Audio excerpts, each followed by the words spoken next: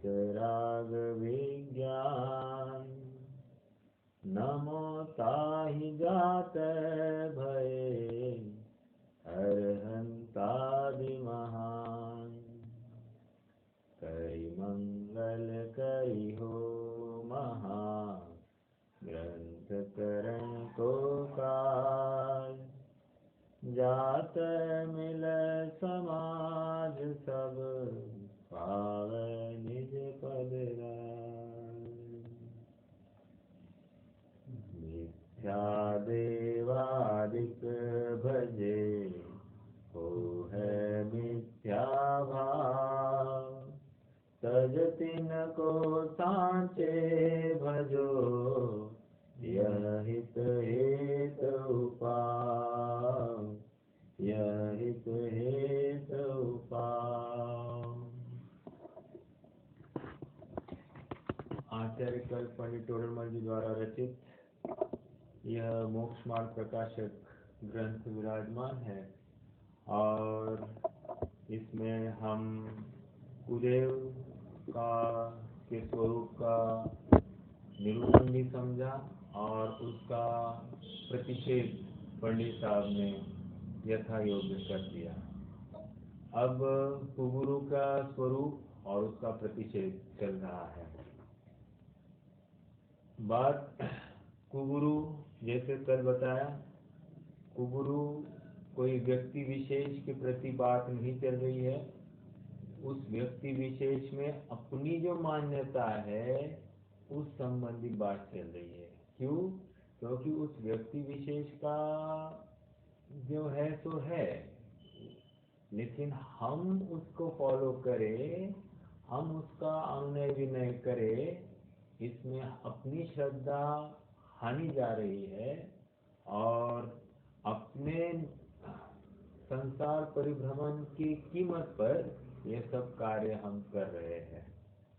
इसलिए विचारणीय बिंदु ये खड़ा हो रहा है कि कहाँ कहाँ हमको कुदेव की कुगुरु की स्थापना करनी है।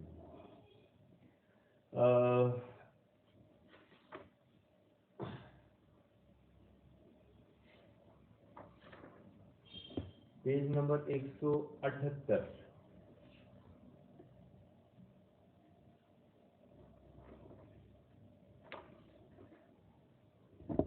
178 पर है, तथा कोई शास्त्रों में, यही है ना, ये उपदेश सिद्धांत रत्नमाला का हो गया था। हाँ जी। तथा कोई शास्त्रों में तो कठिन मार्ग निरूपित किया है, पेज 178 सेकेंड पैराग्राफ। तथा कोई शास्त्रों में तो कठिन मार्ग निरूपित किया है, वह तो सधेगा नहीं और अपना ऊंचा नाम धराए बिना लोग मानेंगे नहीं। इस अभिप्राय से यति, मुनि, आचार्य, उपाध्याय, साधु, भट्टारक, सन्यासी, योगी, तपस्वी, नग्न इत्यादि नाम तो ऊंचा रखते हैं और इनके आचारों को साध नहीं सकते, इसलिए इच्छानुसार नाना भेष बनाते हैं। तथा कितने ही अपनी इच्छानुसार ही नवीन नाम धारण करते हैं और इच्छानुसार ही वेश बनाते हैं। सबसे इंटरेस्टिंग एग्जाम्पल रजनीश का है। पहले वे स्वयं को आचार्य रजनीश कहते थे और देखा कि लोग मान रहे हैं, अपने को आचार्य के स्थान पर गिन रहे हैं, पूज्यत्व के स्थान पर रख रहे हैं, तो कह रहे आचार्य क्यों कहना स्वयं को। तो उन्होंने अपनी उपाधि चेंज कर दी, भगवान रजनीश कर दिया और स्वयं को भगवान रजनीश बुलाने लगे। तो अपने आप में लोग उनको भगवान रजनीश मानने लगे। तो क्या है ये अपने आप में थोड़ी सी मंद कषाय रूप क्रिया, थोड़ा सा मार्गदर्शन करके महंत पद को प्राप्त हो जाना, यह ऐसी क्रियाएं उनकी देखी जाती है। इच्छानुसार ही नवीन नाम धारण करते हैं। मतलब जो चाहे वो नाम, बस नाम बड़ा रख देना और काम जैसा हो सके तो चल जाए। तो ऐसी क्रिया जहाँ पर दिखाई दे तो कह रहे हैं कि ये सब मिथ्या मान्यता है, कुगुरुपना है। इस प्रकार अनेक वेश धारण करने से गुरुपना मानते हैं तो यह मिथ्या है। एक तो जो करता है वो मानता है, उसकी तो बात है ही है, लेकिन ये दूसरी बात हम उनको गुरु मानते हैं, ये बात भी मिथ्या। मतलब एक तो करना और एक करते हुए का अनुमोदन करना, तो कृत, कारित और अनुमोदन, ये तीनों स्तर पर जहाँ पर बात आती है वहाँ पर कुगुरुपना है और ये मिथ्या भाव है। समझ में आ रहा है? आइए अब प्रश्न है, यहाँ कोई पूछे कि वेश तो बहुत प्रकार दिखते हैं, उनमें सच्चे झूठे वेश की पहचान किस प्रकार होगी? ऐसा ही प्रश्न पहले भी आया है और वहाँ पर शास्त्र सच्चा झूठा कैसा होगा, उसकी पहचान कैसे की जाए, या तुमने जो शास्त्र लिखे ये तुम्हारे पास सत्यार्थ शास्त्र ही आए हैं, इसका क्या प्रमाण?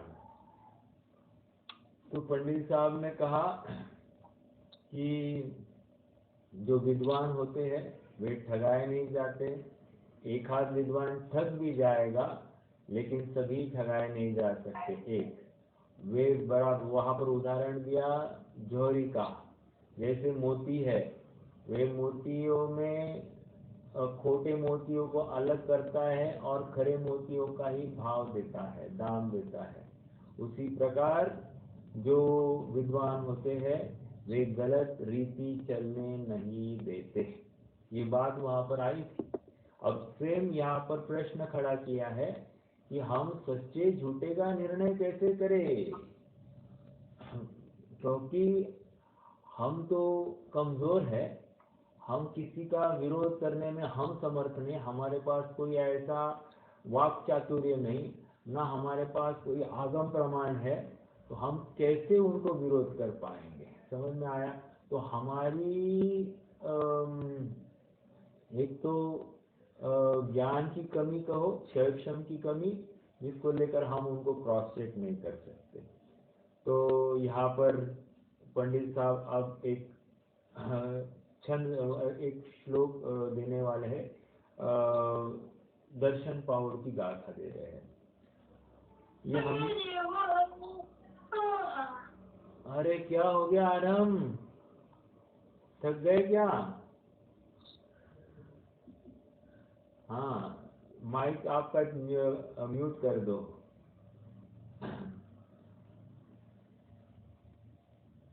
समाधान, जिन वेशों में विषय कषाय का किंचित लगाव नहीं है वे वेश सच्चे हैं, और वे सच्चे वेश तीन प्रकार के हैं, अन्य सर्व वेश मिथ्या है। वेश की बात कर रहे हैं, जिन अगेन दिस इम्पोर्टेंट, जिन वेशों में विषय कषाय का किंचित लगाव नहीं है। किंचित लगाव नहीं मतलब 1% भी नहीं, 0.001 भी नहीं, ऐसा किंचित लगाव भी नहीं है, उनको सच्चा कहा जाएगा। और जहां पर थोड़ा भी दिखाई दिया, औरों से अच्छे की बात ही नहीं चल रही है, थोड़ा भी दिखाई दिया जैसे शास्त्र में कहा है वैसे नहीं है, तो हम वहां पर सच्चा गुरुपना नहीं मानते हैं।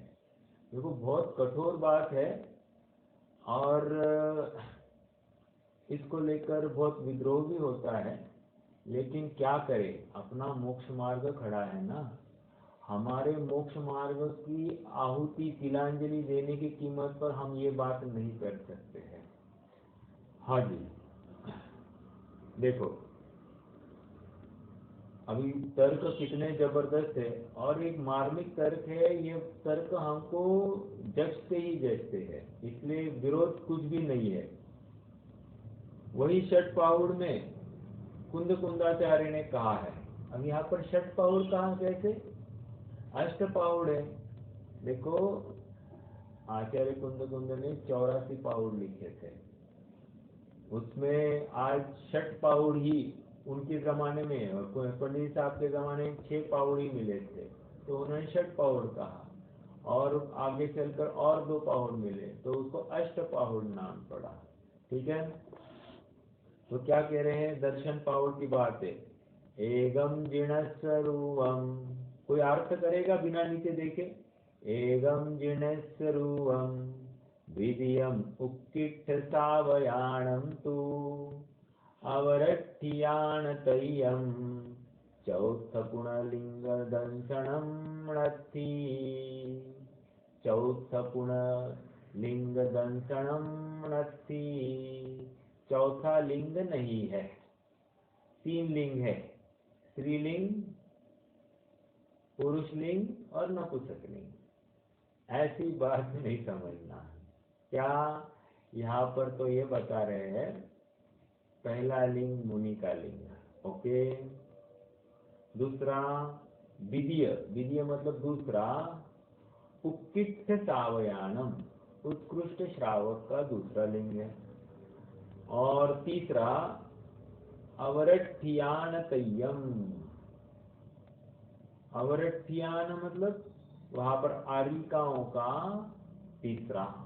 ठीक है, ये 3 लिंग बताए गए हैं, ये 3 लिंग ही विषय कषाय से रहित माने गए हैं, इसके अलावा और कोई भी नहीं। 3 लिंगों को ही विषय कषाय से रहित समझना चाहिए।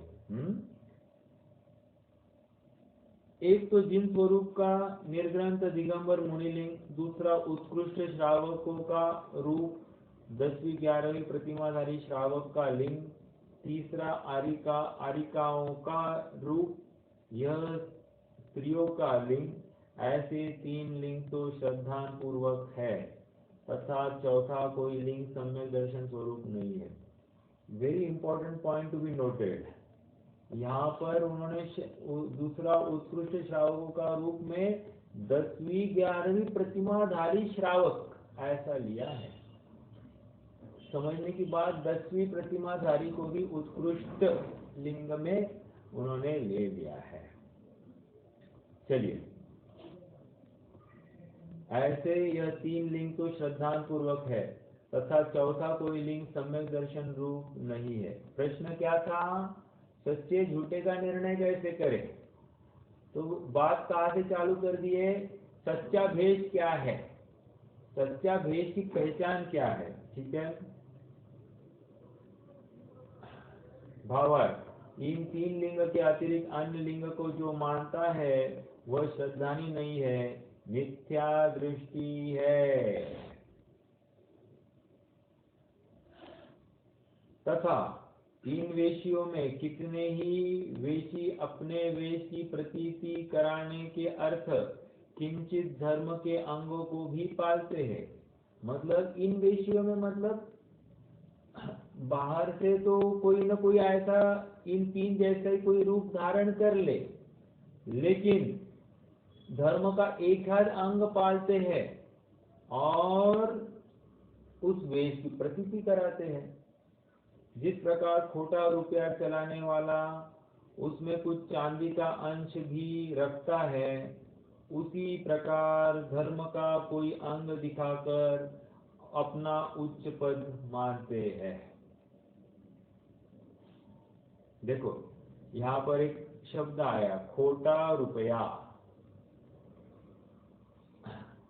तो यहाँ पर रुपया, आपको मालूम है रुपया क्यों कहते हैं?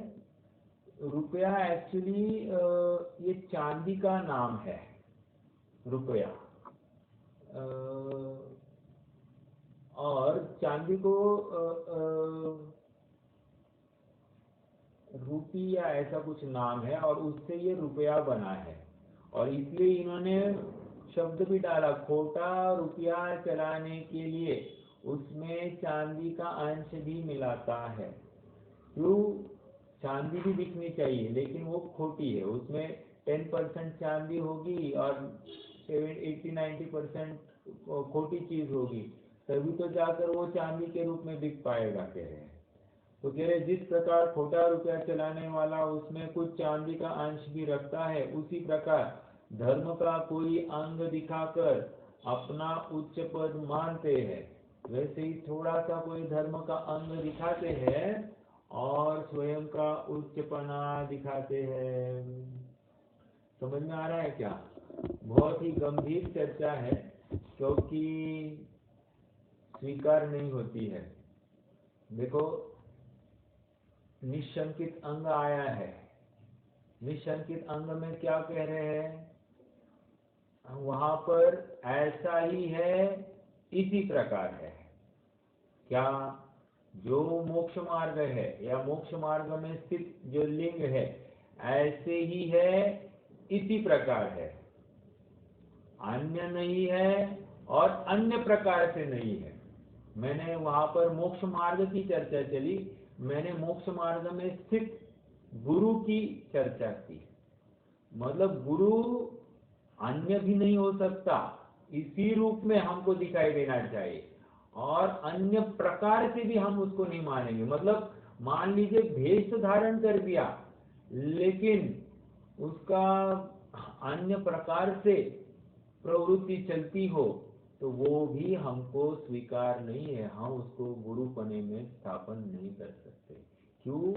ये जगत पूज्य पद है, ये पंच परमेष्टि वाला पद है, कोई हल्का पद नहीं है। अनंत सिद्धों के साथ में इस गुरु पद को रखा गया है, हल्का पद नहीं है। तो हम भी उसमें बिल्कुल सावधानी बरतेंगे।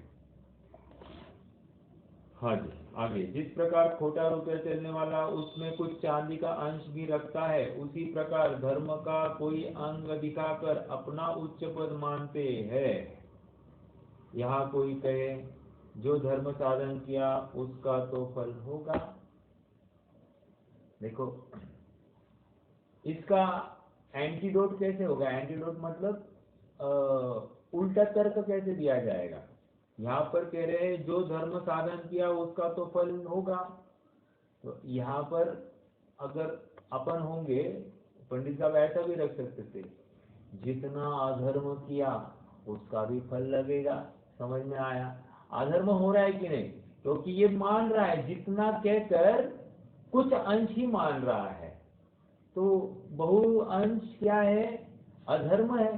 तो कह रहे जितना नहीं किया उसका भी तो दोष लगेगा। बट पंडित साहब थोड़ा सा अलग रूप से इसको प्रेजेंट कर रहे हैं। जिस प्रकार उपवास का नाम रखकर कण मात्र भी भक्षण करे तो पापी है।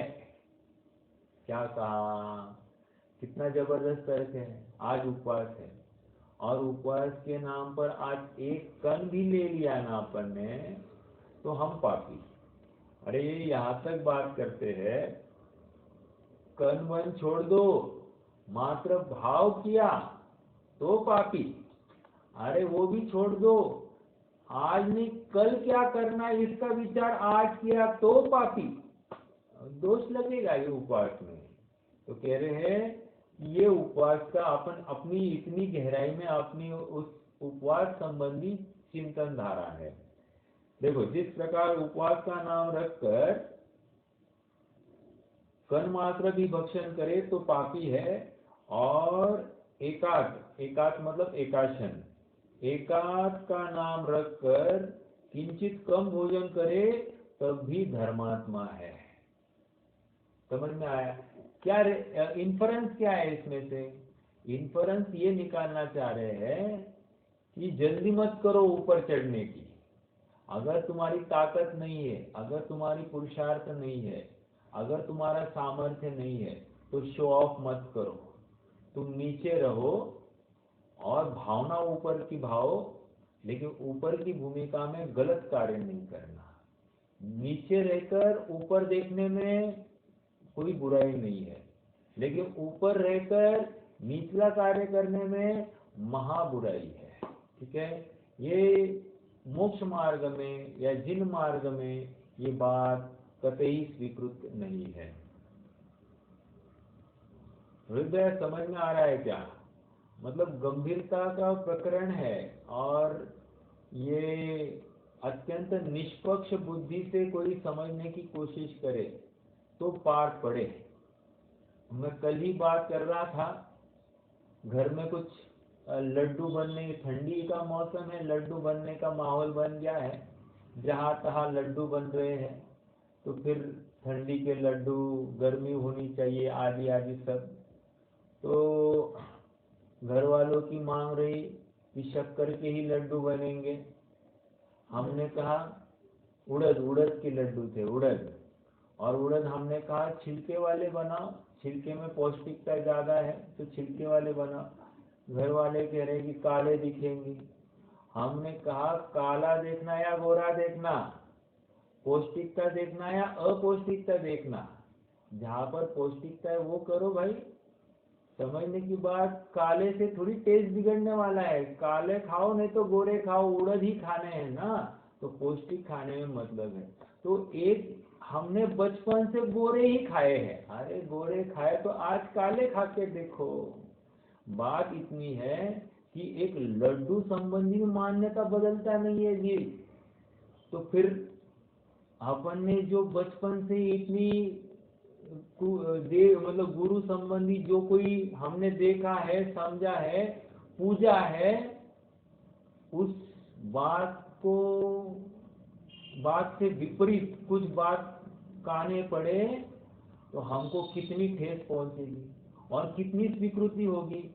एक लड्डू भी गोरे का काला स्वीकार नहीं है, तो यहाँ पर जहाँ पर मोक्ष मार्ग के अनुसार हमने वहां पर श्रद्धा रखी है, उसमें ठेस पहुंचे तो कितनी तकलीफ होगी। मैं समझता हूँ इस बात को, बात कठोर है लेकिन सत्य है, और सत्य हमेशा कठोर भाषित होता है। अपने दिल के सहस्त्र टुकड़े होते हुए दिखाई देते हैं, ऐसा होते हुए भी सत्य को जो स्वीकार करता है वही इस सत मार्ग पर चलने का लायकात रखता है, और वही सच्चे भगवान का अनुयायी है। नहीं तो हमने देव दर्शन के नाम पर, महावीर को माला जपने के नाम पर ढोंग किया है। देखो मैंने कठोर शब्द यूज किया, क्यों? क्योंकि महावीर को यह स्वीकार नहीं थी ना बात। जो महावीर को बात स्वीकार नहीं है उसी को महावीर के नाम पर चलाना, ये कौन सी समझदारी है? हमने अन्य मत चलाया है, अन्य मत, महावीर के नाम से अन्य मत चलाया है, और इसका फल हमको मिलेगा ही मिलेगा। मतलब आगे आप कहेंगे ही, वे निगोद में जाएंगे, ये सूत्र पाहुर की गाथा सुनाएंगे अपने को पंडित साहब। बट कहने की बात इतनी है कि गुरु के स्वरूप में, देव के स्वरूप में और शास्त्र के स्वरूप में थोड़ी भी हेराफेरी स्वीकार नहीं है। अगर हम नहीं पाल सकते तो यह अपनी कमजोरी है स्वीकार करना, लेकिन गलत नहीं पालन करना। एक आध बार नहीं पालन करो, कोई हर्जा नहीं, लेकिन गलत नहीं करना, ठीक है? क्योंकि आपसे प्रभावित कोई और दो चार लोग होंगे तो वे भी उसी रूप धर्म को समझ लेंगे, और उनको अन्य प्रकार से समझने का पूरा उत्तरदायित्व तो तुम्हारा होगा। तो इसको लेकर तुम्हें भी वैसा फल मिलेगा। आइए, यहाँ कोई कहे कि धर्म साधन किया उसका तो फल होगा। उत्तर, जिस प्रकार उपवास का नाम रखकर कण मात्र भी भक्षण करे तो पापी है, और एकाद अर्थात एकाशन का नाम रखकर किंचित कम भोजन करे तो भी धर्मात्मा है, उसी प्रकार उच्च पदवी का नाम रखकर किसी किंचित भी अन्यथा प्रवर्ते तो महापापी, और नीची पदवी का नाम रखाकर किंचित भी धर्म साधन करे तो धर्मात्मा। अरे हम भी लोक में देखते हैं ना, मान लो किसी ने एकदम फॉल्स डिग्री ली है, किसी ने जाली डिग्री बनाई और डिग्री पेश किए जॉब के लिए, और उस डिग्री को देखकर उसको जॉब मिल जाती है, बाद में थोड़ी सी चेकिंग हो गई, डिग्री खराब है, पता चला जाली है, तो क्या करते हैं, रखेंगे, आदर करेंगे। अब बहुत अच्छा काम कर रहा है, अच्छा कुछ नहीं, डिग्री ही नहीं है तुम्हारी, तुम लायक ही नहीं हो, बस हम स्वीकार नहीं करते। समझ में आ रहा है? वैसे ही यहाँ पर जब लोक में ये बात स्वीकार नहीं है, तो पारलौकिक मार्ग में ये बात कैसे स्वीकार होगी? थोड़ा सा विचार है, मतलब यहाँ पर प्रैक्टिकल चिंतन की बात है, और ये भी तत्व विचार में जाता है।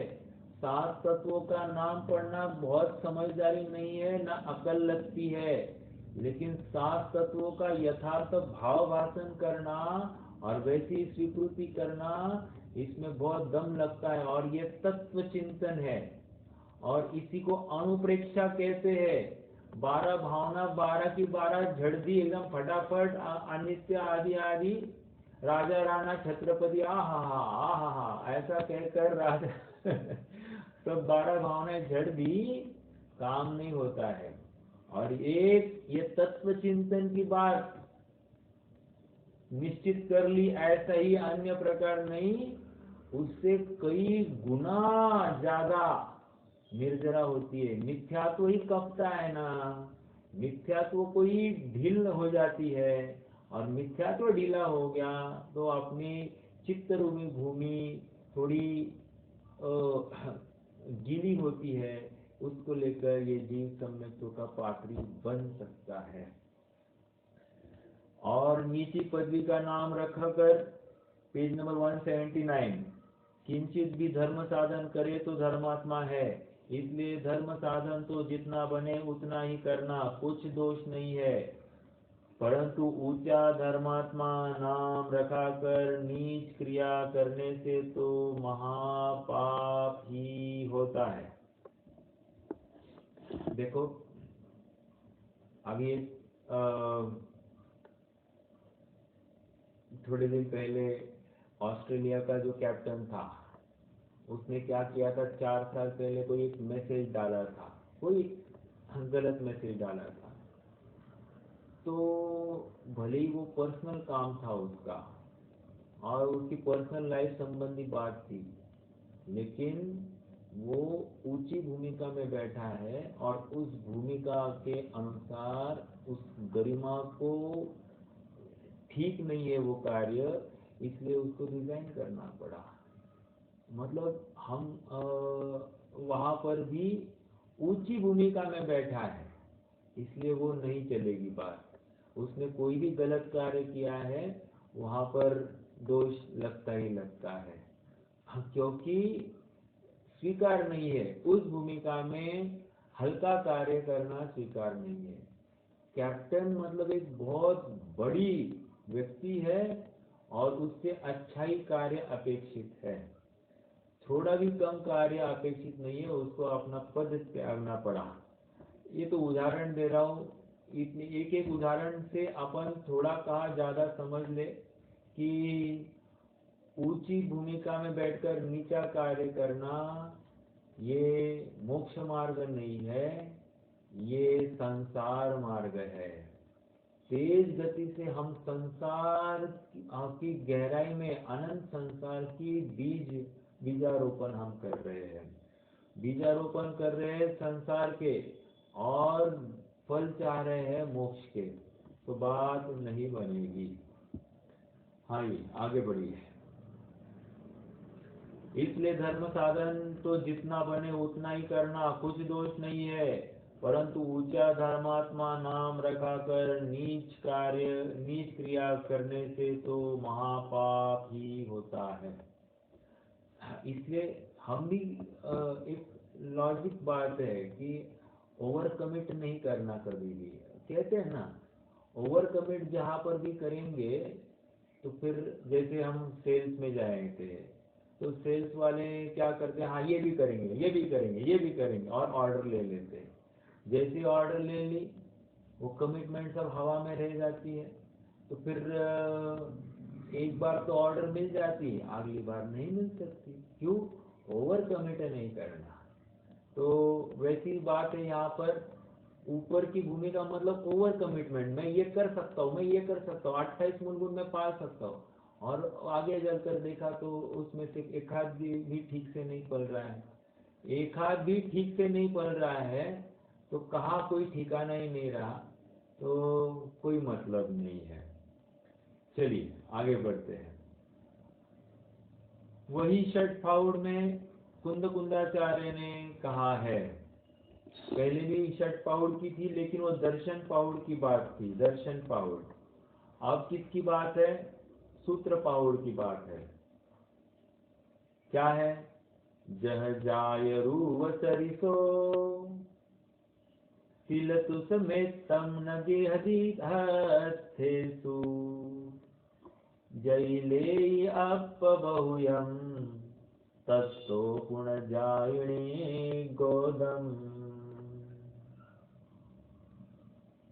फिर से, जह जाय रूव सरिसो, जह जाय यथा जात रूप धर, ठीक है, सरिसो सदृश, तिलतु समेत तम नगिहस्थेसु, तिलतुष मात्र भी ग्रहण नहीं करता है।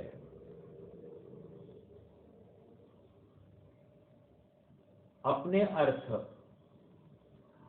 अर्थ तिलतुष मात्र भी पर वस्तुओं का ग्रहण नहीं करता है। जैलेयपबहुयम, और यदि अल्प व बहुत ग्रहण करे, तत्तो पुनर्जायिणे गोदम, और यदि वे अल्प बहुत भी थोड़ा बहुत भी ले लेते हैं तो डायरेक्टली कहा जाना है भैया निगोद। देखो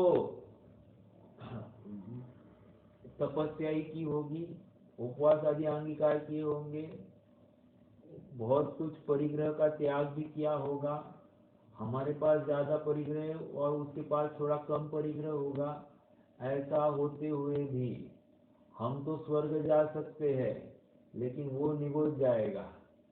कैसी विचित्रता है, समझ में आ रहा है क्या? मतलब पंडित साहब इसका भविष्य भी बता रहे हैं। हम कहते हैं ना कि पढ़ाई करो नहीं तो तुम्हारा भविष्य बहुत अंधकारमय है, यहाँ पर वही कह रहे हैं कि जग जाओ, जागृत हो जाओ, नहीं तो तुम्हारा भविष्य अंधकारमय है। तुम यथार्थ निर्णय कर लो, मिथ्या मान्यता का त्याग कर दो, नहीं तो तुम्हारा अंधकारमय भविष्य है। या भविष्य की बात कर रहे हैं, तू निगोद जाएगा, निगोद। अब ऐसी कोई किसी को गाली लग रही कि नहीं लगेगी? बिल्कुल लगती है, लेकिन क्या करे, सत्यार्थ का बात ऐसी होती है, कठोर ही होती है। अर्थ मुनिपद है वह यथाजात सदृश है, जैसा जन्मा हुआ बालक होता है वैसा ही मुनि का लिंग होता है, अर्थात एकदम निरागस उस बालक के जैसे होता है, ना कोई छल है, ऐसा एकदम निर्वांछक है, निर्भीक है, भयभीत नहीं है, ऐसे एकदम जन्मजात बालक के जैसा परिग्रह रहित, ऐसी जो अवस्था है वो यथाजात रूप सदृश, जैसा जन्म होते हुए था वैसा नग्न है। तो यह मुनि अर्थ यानी धन वस्त्रादि वस्तुएं अपने उनमें तिल के तुष मात्र भी ग्रहण नहीं करता, तिल के तुष मात्र भी ग्रहण नहीं करता। एक तिल लेना, तिल का तुष, तुष मतलब क्या? तुष मतलब छिलका। तो कह रहे कि तुष छिलके मात्र भी ग्रहण नहीं करते हैं, यदि कदाचित अल्प व बहुत ग्रहण करे तो उससे निगोद जाता है। समझ में आ रही बात? चलिए आगे बढ़ते हैं। तो यहाँ देखो, गृहस्थपने में बहुत परिग्रह रखकर कुछ प्रमाण करे तो स्वर्ग मोक्ष का अधिकारी होता है, और मुनिपने में किंचित परिग्रह अंगीकार करने पर भी निगोदगामी होता है। बहुत नाइंसाफी है। ऐसा नहीं है। इंसाफ यहाँ पर जिस धर्म में इंसाफ ही होता है। मैं पाप करूँ तो भी इंसाफ है, मैं पुण्य करूँ तो इंसाफ है, और धर्म करूँ तो इंसाफ है। मतलब पाप का फल पाप, पुण्य का फल पुण्य, और धर्म का फल धर्म। तो फल जैसा बीज बोया है वही मिलेगा। तो यही इंसाफ है। समझ में आया? इंसाफ अन्य प्रकार से नहीं हो सकता है। करेगा दाढ़ी वाला और भोगेगा मूछ वाला, ऐसी बात यहाँ पर नहीं है। यहाँ पर जैसा बीज बोया गया है वैसा ही फल मिलता है। और इसलिए हम वर्तमान में बीज आरोपण कर रहे हैं, तो किस जाति का बीज है इसका भी तो परीक्षण करें। जो होशियार खेती करने वाला किसान है वो उत्कृष्ट जाति का ही बीज बोता है, हल्की जाति का नहीं करता है। और यदि हम उस समझदार किसान के जैसे हैं तो हमको भी सच्चा श्रद्धान करना ही अपना परम कर्तव्य है, आद्य कर्तव्य है। इससे हमको भूलना नहीं चाहिए। आइए आगे बढ़ते हैं। हाँ, यहाँ देखो गृहस्थपने ये हो गया। देखो हुंडाल सिर्पनी काल में यह कलिकाल वर्त रहा है। इसके दोष से जिन मत में मुनि का स्वरूप तो ऐसा है जहाँ बाह्याभ्यंतर परिग्रह का लगाव नहीं है, केवल अपने आत्मा का आप रूप अनुभवन करते हुए शुभाशुभ भावों से उदासीन रहते हैं। और अब विषय कषायसक्त जीव मुनि पद धारण करते हैं। वहाँ सर्व सावध्य के त्यागी होकर पंच महाव्रतादि अंगीकार करते हैं। श्वेत रक्तादि वस्तुओं को ग्रहण करते हैं। भोजन आदि में लोलुपी होते हैं। अपनी पद्धति में बढ़ाने में उद्यमी होते हैं। वह कितने ही धनाधिक भी रखते हैं, हिंसाधिक करते हैं, वह नाना आरंभ करते हैं, परंतु अल्प परिग्रह ग्रहण करने का फल निगोद कहाँ है। तब ऐसे पापों का फल तो अनंत संसार होगा ही होगा। क्या कह रहे हैं देखो, अभी फिर से लेते हैं। देखो हुंडाव सिर्पनी काल में यह कलिकाल वर्त रहा है। मतलब पंडित साहब स्वीकार कर रहे हैं कि काल बहुत निकृष्ट है, निकृष्ट काल है, ये बात स्वीकार कर रहे हैं। और इस काल थोड़ा सा जो शिथिलता जो दिखाई दे रही है, तो ये निकृष्ट काल की भी एक काल के ओट में भी ये कार्य हो रहा है, ये वे मान रहे हैं। क्योंकि अन्य अवसर्पिणी कालों में ऐसे शिथिलता तो नहीं होती है। पंचम काल में भी भले ही पुरुषार्थ कम होगा, आदि आदि सब बातें, लेकिन श्वेतांबर मत आदि आदि जो अन्य मतांतर इसमें से खड़े हुए हैं, ऐसे मतांतर तो यहाँ पर नहीं होते हैं। लेकिन ये हुंडा सिर्पनी काल है, इसको लेकर ये सब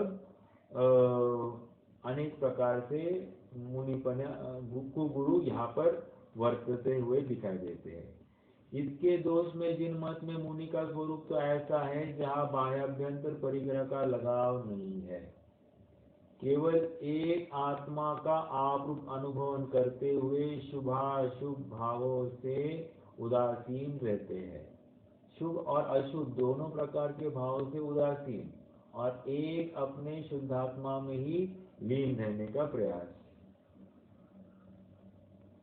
और अब विषय कषायसक्त जीव मुनि पद धारण करते हैं। मतलब सच्चा मुनिपना क्या है पहले बता दिया। जो शुभ अशुभ भावों से रहित शुद्ध भाव अर्थात आत्मा अनुभवन में ही रत रहे, तो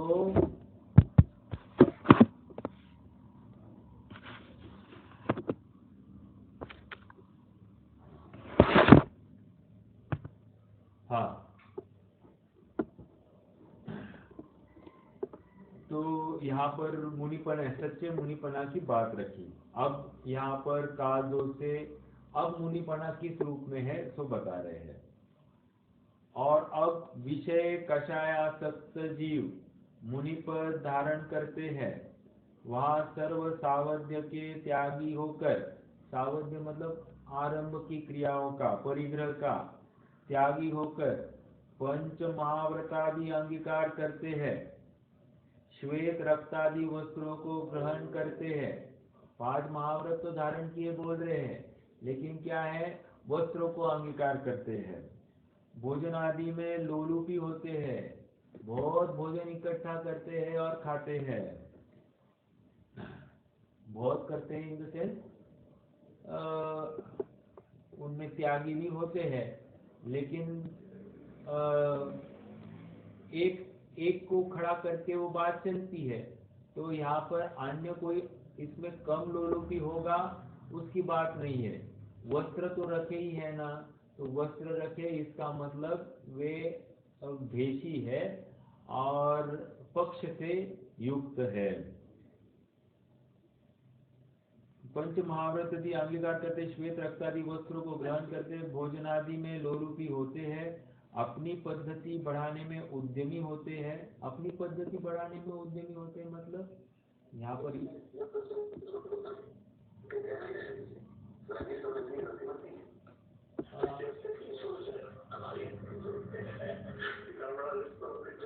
अजी तुमचा मोबाईल अनम्यूट करा, सॉरी म्यूट करा।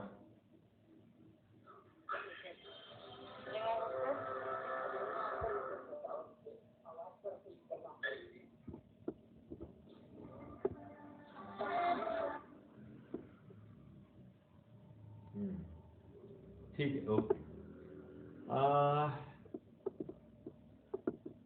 कहाँ थे?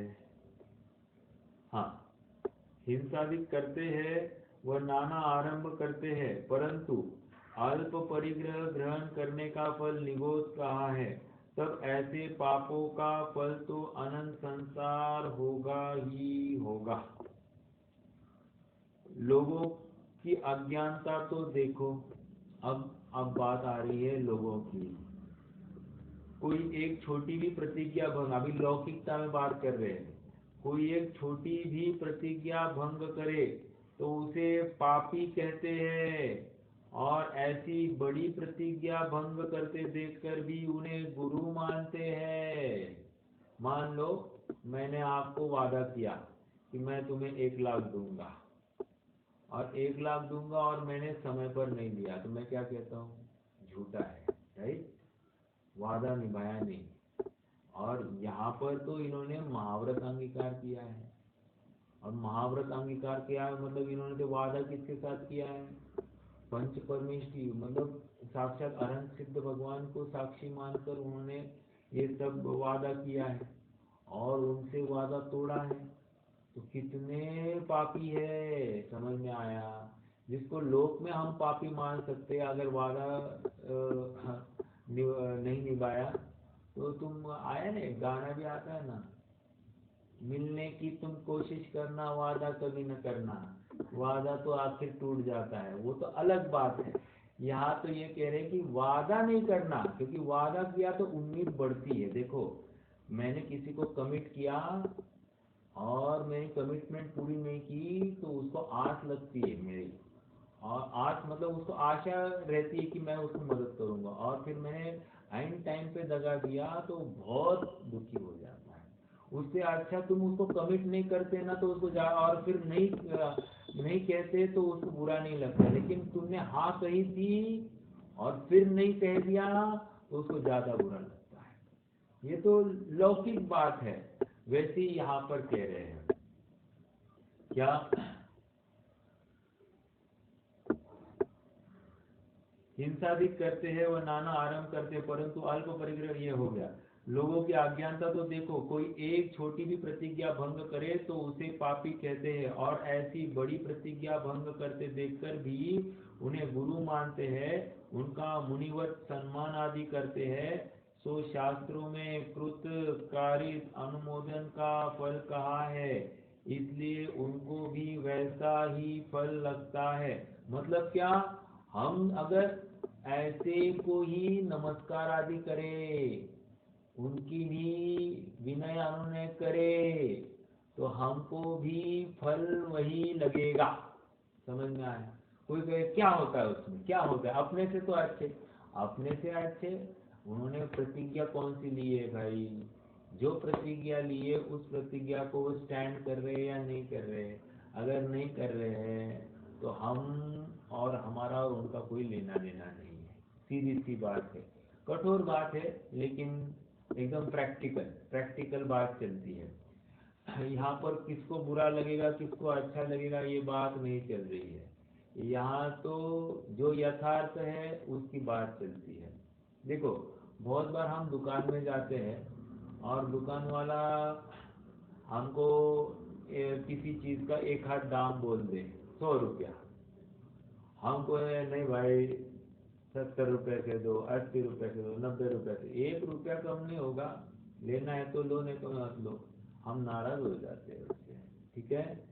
लेकिन उसने एकदम यथार्थ। अब दूसरा कोई दूसरी दुकान में जाओ आप, माल वही है, वही नहीं है, थोड़ा सा हल्का क्वालिटी का है और 110 रुपया लगाता है, और फिर बार्गेन करके वो 90 रुपये में भी दे देता है।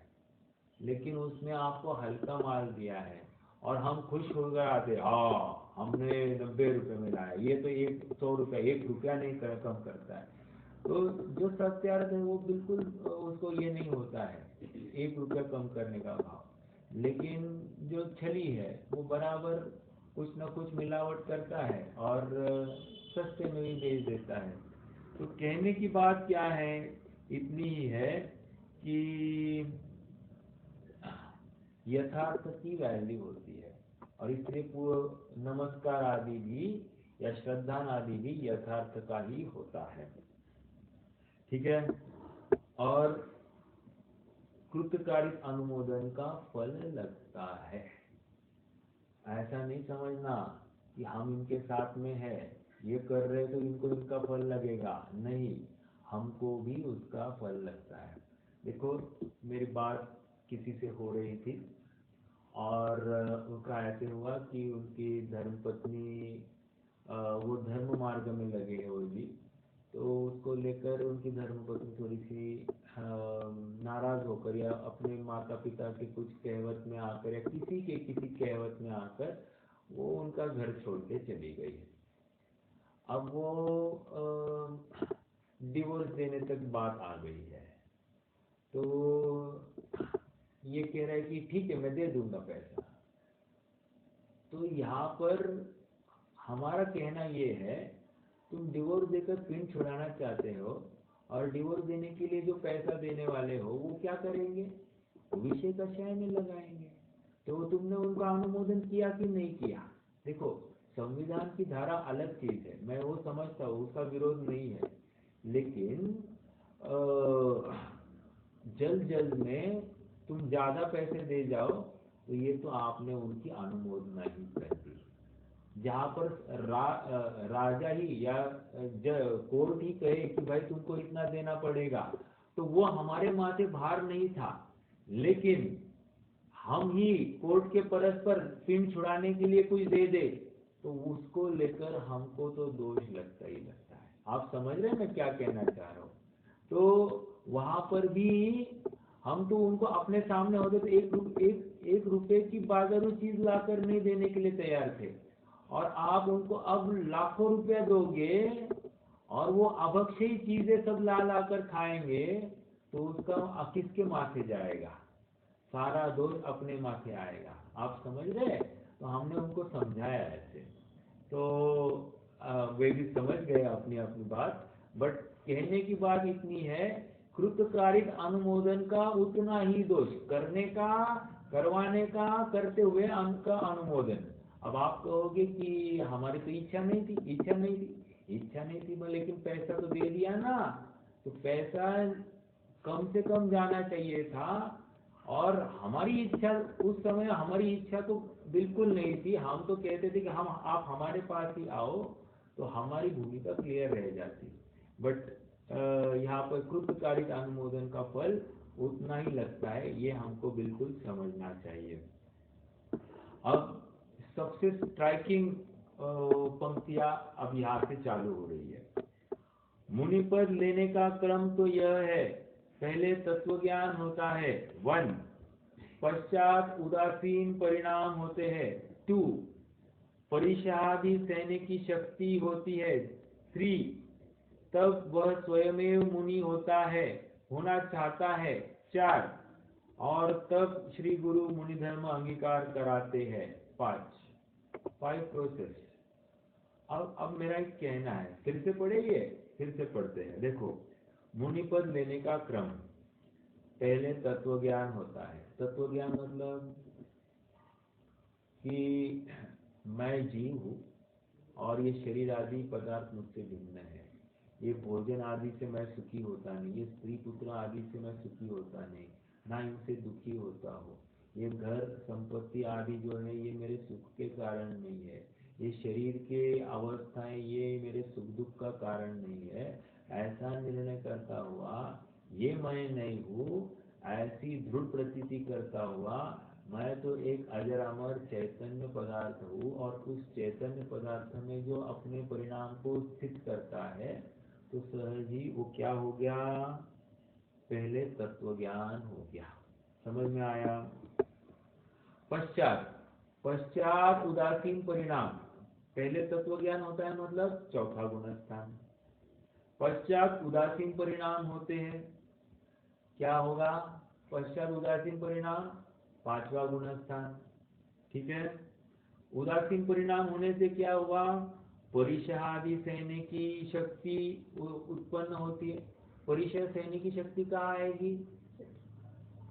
नहीं, परिषह आदि सहने की शक्ति सामयिक प्रतिमा, प्रोषद प्रतिमा, आरंभ त्याग आदि प्रतिमा जो है, फिर 11वीं प्रतिमा उद्दिष्ट त्याग आदि प्रतिमा, परिषह सहने की, यहाँ पर परिग्रह को अपने से दूर करने का वो बराबर अभ्यास कर रहा है, ठंडी गर्मी सब सहता है, भूख प्यास तृष्णा आदि सब सहता है, दंश मशक आदि सब सहन करता है, गाली निंदा आदि सब सहन करने की सामर्थ्य वो कहाँ पर करता है, घर में रहकर करता है। देखो, ओके, क्या मुझसे ये धर्म पलेगा नहीं पलेगा वो विचार करता है, तो वो बात, तो परिषह आदि सहने की शक्ति होती है। जैसे कोई निंदा के वचन बोले तो बहुत तकलीफ होती है, कोई प्रशंसा के वचन बोले तो आनंद होता है, आनंद विभोर होता है, और फिर निंदा के वचन बोले थे वही याद रहता है, जो प्रशंसा की थी वो तो भूल जाता है, निंदा के वचन तो सालों तक याद रहते हैं। तो ये क्या है, ये कह रहे हैं कि तुम्हारी परिषद सहने की सामर्थ्य नहीं है। दूसरा, ठंडी गर्मी से भी एकदम बहुत परेशान हो जाता है, तो परिषद सहने की सामर्थ्य नहीं। भूख प्यास से एकदम विवल हो जाता है, परिषद सहने की सामर्थ्य नहीं है। तो तुम्हारी जब ये, या फिर कोई एक आध मच्छर भी आपके सामने भिनभिनाने लगे, मक्खी भिनभिनाने लगे, हट जाए, क्या हो गया, इतना डरता है जैसे कि मतलब क्या हो गया। और फिर जंगल में जब जाएगा तो वहां तो एक थोड़ी ये होगा, सैकड़ों के सैकड़ों मच्छर के थवे होते हैं। और आपने किसी ने नोटिस किया, हम जब खेलते थे ना, तो जो लड़का ना बहुत तेल लगाता था बालों पर ना, तो उसके बालों के ऊपर है ना, थोड़ा सा ठंडी काल का समय होता था ना, तो बालों के ऊपर ना बराबर ऐसे ना मच्छरों का ना ऐसे फ्लॉक वो ऐसे मंडराते रहता है, और वो फिर यहाँ वहाँ भागता, फिर भी मच्छर भी उसको फॉलो करते। आपने कितने जनों ने नोटिस किया था मुझे मालूम नहीं, बट ये ऐसा होता है। मैं तो ये क्यों कह रहा हूँ, क्योंकि जंगल में सैकड़ों हजारों मच्छर ऐसे भिनभिनाएंगे इर्द गिर्द में, और तुम क्या करोगे उस समय। ये सब परिषह आदि सहने की सामर्थ्य, तो वो सब सामर्थ्य कहाँ खड़ी करेगा, घर में रहकर ही उसका अभ्यास करेगा। ठीक है, आगे फिर क्या, 3 बात हो गई, पांचवी प्रतिमा, सॉरी 5वां गुणस्थान, और फिर प्रतिमा क्रमशः बढ़ती जा रही, परिषह आदि सहने की सामर्थ्य। आगे तब वह स्वयं मुनि होना चाहता है। अब वो अपने परिणामों को देखता है, अरे मुझे किसी विषय में रुचि नहीं है, ये पर पदार्थ मुझे अब कोई अपील करते नहीं है। तो और शरीर में भी मेरी ऐसी कोई आसक्ति बुद्धि नहीं है, शरीर हो तो हो, नहीं हो तो नहीं हो, तो जैसी उसकी अवस्था बनती है तो बनने दो। ऐसे शरीर के भी विकल्प को कुछ करने का ऐसा भाव नहीं रहता है, शरीर को कोई सुधारने बिगाड़ने का भी अब विशेष कोई प्रबल चिंतन धारा भी नहीं चलती है।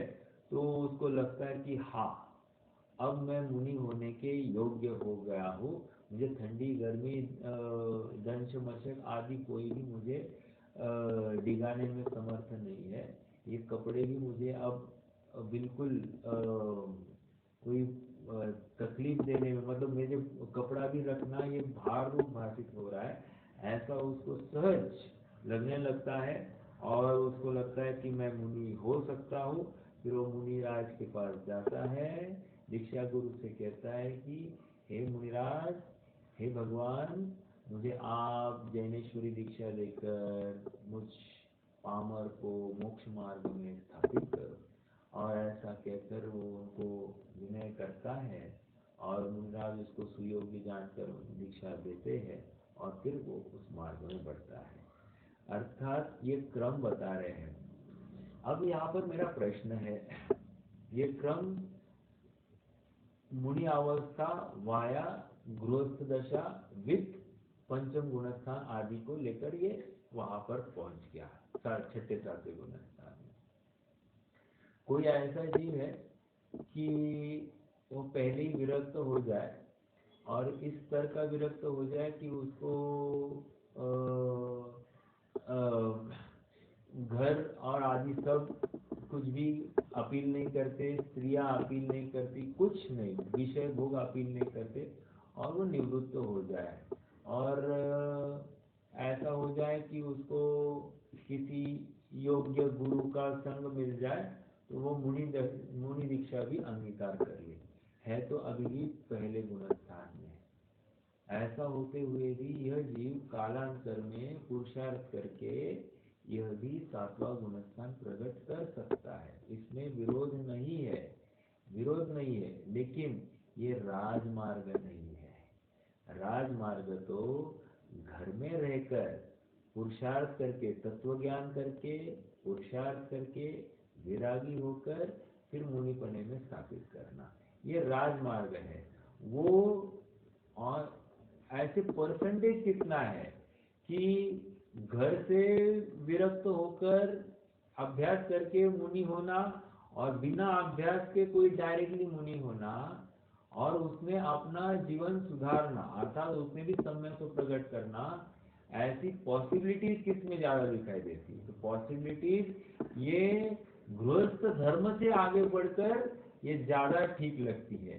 जो डायरेक्टली मुनि, पहले मुनिपना अंगीकार करे और फिर सम्यक्त्व आदि को ग्रहण करे और फिर परिचय आदि का सहन करे, तो इसके चांसेस बहुत अल्प है। लेकिन दूसरे पहलू के जो यहाँ पर बताया, उस पहलू के चांसेस ज्यादा है और उस अपेक्षा से ये कथन समझना चाहिए। ठीक है, इसका उसको दीक्षा आचार्य को तो सब परीक्षा करते ही करते, तो उसको दीक्षा देते ही देते। हाँ, दे सकते हैं, कोई विरोध नहीं है। मतलब डायरेक्ट दीक्षा दिया फिर बाद में सब हो रहा, हाँ, उस केस में बोल रहा हूँ। बिल्कुल। देखो ऐसा है कि आप थोड़ा सा लॉजिकली विचार करें कि वैसे हमको परिणाम कौन से दिखाई देते हैं? उसको कोई घर की बात, अभी घर में किसी ने संदेशा सुनाया तो इसको लेकर कुछ आश्चर्य नहीं हुआ, या फिर इसको बहुत धन लाभ की प्राप्ति हो गई, धन लाभ हो गया, तो भी इसको ऐसा कुछ अपील नहीं हुआ।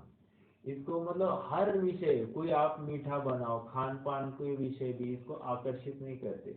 हो सकता है, देखो ये शुक्ल लेशा वाले परिणाम अनंत अनुबंधी में भी हो सकते हैं। आप थोड़ा सा, अभी मैं लेशा का और कषाय को मैं उसका प्रॉपर तालमेल बिठाकर बात करता हूँ। तो शुक्ल लेशा के परिणाम अनंतानुबंधी के साथ हो सकते हैं। तो ऐसे जीव के परिणाम इतने मंद दिखाई देते हैं कि आचार्य को भी लगता है कि हाँ ये पात्र है और ये उसको दीक्षा दे सकते हैं, कोई विरोध नहीं है। ठीक है। तो और बात तो यही है कि अपना सम्यक तो अपन ही देख सकते हैं। अपन ही देख सकते हैं मतलब वो भी अनुमान से ही तो अपन सब जानते हैं। तो जब हम अनुमान से जानते हैं तो वो भी अपना समय को अनुमान से जानेंगे, अर्थात अपना चरणानुयोग का ही परीक्षण करके वे निर्णय करेंगे। अपना चरणानुयोग यथार्थ है तो वे अपने को स्वीकार कर सकते हैं। समझ में आ रहा है? अपना द्रव्यानुयोग अर्थात आपा पर का श्रद्धान है कि नहीं है, वो तो ना वे समझ सकते ना अपन भी अपना स्वयं का समझ सकते। मोटे मोटे चिन्हों से जो समझते वो चरणानियों के चिन्हों से ही समझते हैं। समझ में आ रहा है क्या भैया? हाँ भाई। तो इसलिए दे सकते हैं, कोई प्रॉब्लम नहीं। यह कैसी विपरीतता है कि तत्वज्ञान रहित विषय कषायासक्त जीवों को माया से वह लोभ दिखाकर मुनि पद देना, पश्चात अन्यथा प्रवृत्ति कराना, तो यह बड़ा अन्याय है। ठीक है। इस प्रकार को गुरु का व उनके सेवकों का निषेध किया। अब इस कथन को दृढ़ करने के लिए शास्त्रों की साक्षी देते हैं। अब देखो धड़ाधड़ शास्त्रों का आधार दे रहे हैं और पंडित साहब क्या कि मुनि अवस्था में शिथिलाचार या शिथिलता स्वीकार नहीं है। थोड़ा भी शिथिलता कम हो गई, मुनि तुल्य कार्य नहीं हुआ तो वो मुनि पना नहीं है, वो वेश धारण किया है। ठीक है। देखो अब इस कथन को दृढ़ करने के लिए शास्त्रों की साक्षी उपदेश सिद्धांत रत्नमाला में ऐसा कथन कहा है। उपदेश सिद्धांत रत्नमाला का एक कथन पहले ही दे चुके हैं। क्या?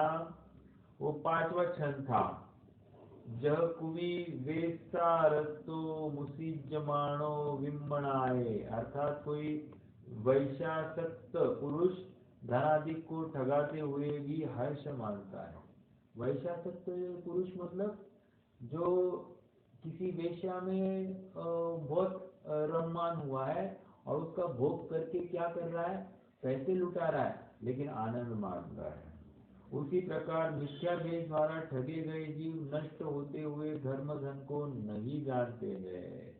वैसे ही कह रहे हैं, कोई मिथ्या भेद से ठगा हुआ जीव अपना धर्म धन नाश हो रहा है इसका भी विचार नहीं करता है और वो उसमें आनंद मान रहा है। धर्म बहुत आनंद आया, बहुत आनंद आया। अब देखो ये उपदेश सिद्धांत रत्नमाला का 5वीं गाथा थी। अब यहाँ पर देखिए 31वीं गाथा है। गुरुणो भट्टा जाया सद्धे तुणि ऊण लिंति दाणाइम दौर्णवी अमुणीय सारा दूसमिसयम यम विबुद्धंती। क्या कह रहे? कालों से गुरु जो है वे तो भाट हुए, भाटवत शब्द द्वारा दातार की स्तुति करके दाना भी ग्रहण करते हैं। तो इस दुष्म काल में दोनों ही दातार व पात्र संसार में डूबते हैं। क्या आपको पता है सहजानंद वर्णी ही है शायद, मुझे एग्जैक्ट मालूम नहीं लेकिन कोई तो वर्णी ही है। हाँ, उनकी आयु कैसे खत्म हो गई मालूम है? उनकी आयु किसी भगत ने आकर उनको खत्म किया है। हाँ, क्यों खत्म किया? तो मात्र उन्होंने भगत से मतलब वो दान राशि कुछ दे नहीं रहा था, तो उस दान राशि का मात्र जिक्र कराया किसी सेवक से, 2-3 बार फॉलो अप किया, तो उसको गुस्सा आया और उसने इनका गला दबाकर इनको खत्म कर दिया। ये अभी हाल की कथा है। तो मैं इतनी बात क्यों कही, ये प्रकरण से ऊपर थोड़ी सी वो बात याद आ गई। कहने की बात इतनी है कि ये कार्यों में न वक्ता को लगना चाहिए, ना गुरु पद में स्थित जीव को लगना। अरे वक्ता तक लगता नहीं है इस कार्य में, तो जो गुरु पद में स्थित है वो कैसे कर सकता है ये कार्य, है ना। मतलब श्रावकों की प्रशंसा आदि आदि। देखो डॉक्टर भारी जी के पास में भी एक बार कुछ लोग आए और उन्होंने कहा कि यदि आप सभा में थोड़ा सा अपील करते हैं तो इस मंदिर के लिए बहुत पैसा आएगा, और फिर पैसा आएगा तो फिर अपने को पैसे की अड़चन नहीं आएगी। तो डॉक्टर साहब ने उनको जवाब दिया, ये मेरा काम नहीं है।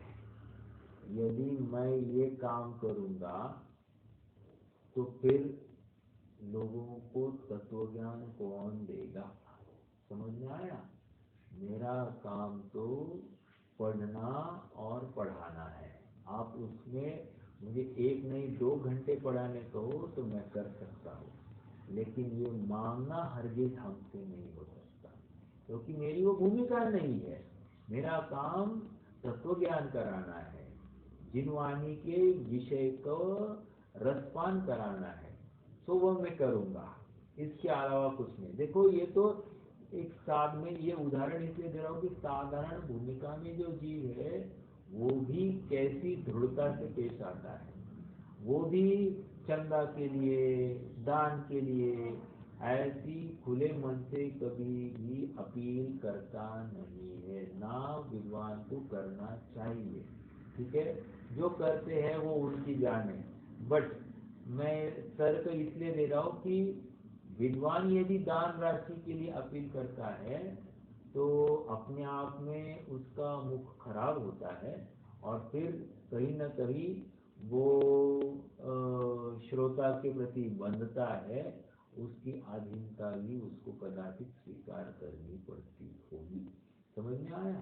तो वो जिनवाणी का निरूपण शांतता से, यथार्थता से नहीं कर पाएगा। आइए, हाँ बस हो गया समय। काल दोष से गुरु जो है वे तो भाट हुए, भाटवत शब्द द्वारा दातार की स्तुति करके दानादि ग्रहण करते हैं। तो इस दुष्म काल में दोनों ही दातार और पात्र संसार में डूबते हैं, वो कहा। ठीक है, और 36वां छंद भी दिया है, अपन इसको कल से पढ़ना प्रारंभ करेंगे। आज के लिए रुक जाते हैं। कोई प्रश्न है तो रख सकते हैं, नहीं तो जिम्मेदारी।